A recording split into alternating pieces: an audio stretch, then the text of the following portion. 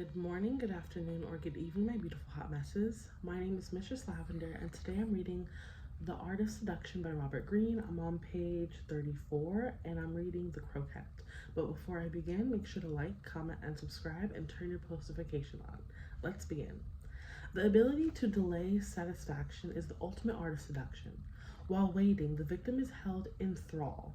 Coquettes are the grand masters of this game, orchestrating a back and forth movement between hope and frustration. They bait with the promise of reward, the hope of physical pleasure, happiness, fame by association, power, all of which, however, proves elusive. Yet this only makes their targets pursue them even more. Croquettes seem totally self-sufficient. They do not need you. They seem to say, and their narcissism proves devilish attractive. You want to conquer them, but they hold the cards. The strategy of the croquette is to never offer total satisfaction. Imitate the alternating heat and coolness of the croquette, and you will keep the seduced at your heels. Keys to the character.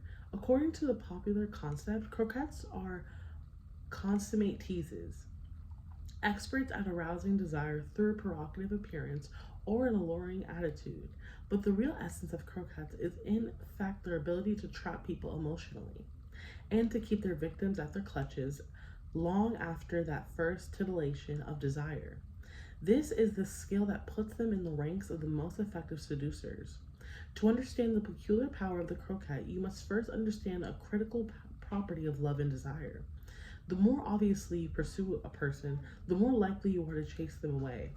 Too much attention can be interesting for a while, but it soon grows cloying and finally becomes claustrophobic and frightening. It signals weakness and neediness, an unseductive combination. How often we make this mistake, thinking our persistent presence will reassure. But croquettes have an inherent understanding of this particular dynamic. Mastered of selective withdrawal, they hint at coldness, absenting themselves at times to keep their victim off balance. Surprised, intrigued, their withdrawals make them mysterious, and we build them up in our imaginations.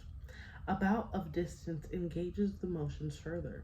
Instead of making us angry, it makes us insecure. Perhaps they really don't like us. Perhaps we have lost their interests. Once our vanity is at stake, we succumb to the croquette just to prove we are still desirable. Remember, the essence of the croquette lies not in the tease and temptation, but in the subsequent step back, the emotional withdrawal. That is the key to enslaving desire.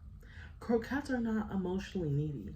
They are self-sufficient, and this is surprisingly seductive. Self-esteem is critical in seduction. Low self-esteem repels.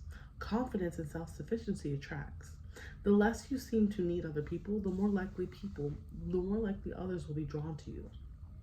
Understand the importance of this in all relationships, and you will find your neediness easier to suppress. The croquette must first and foremost be able to excite the target of his or her attention. The attraction can be sexual, the lure of celebrity, whatever it takes. At the same time, the croquette sends contrary signals that stimulate contrary responses, plunging the victim into confusion. Coquetry depends on developing a pattern to keep the other person off balance. The strategy is extremely effective. Experiencing a pleasure once, we yearn to repeat it. So the coquette gives us pleasure, then withdraws it. Coquettes are never jealous. That would undermine their image of fundamentally self-sufficiency, but they are masters of inciting jealousy by paying attention to a third party. Creating a signal of desire, they signal to their victims that they may not be that interested. This triangulation is extremely seductive. In social contexts, as well as erotic ones, remember to keep an emotional and physical distance.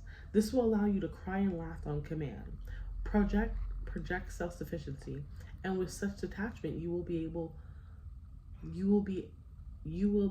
to play people's emotions like a piano. The shallow. It cannot be grasped. Chase your shadow and it will flee. Turn your back on it and it will follow you. It is also a person's dark side. The thing makes them mysterious. After they have given us pleasure, The shadow of the withdrawal makes us yearn for the return, much as clouds make us yearn for the sun.